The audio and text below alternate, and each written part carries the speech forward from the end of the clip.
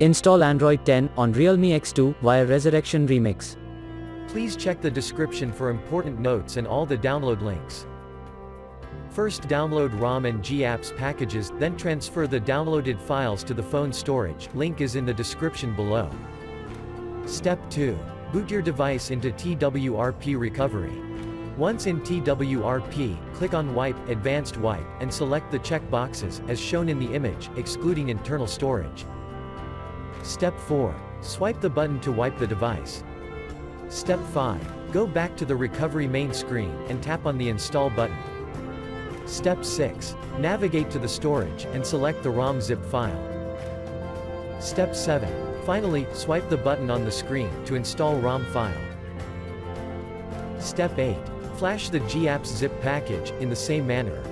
Step 9. After GApps flashing completes, select Wipe Cache and Dalvik from bottom left side of screen, and swipe to wipe.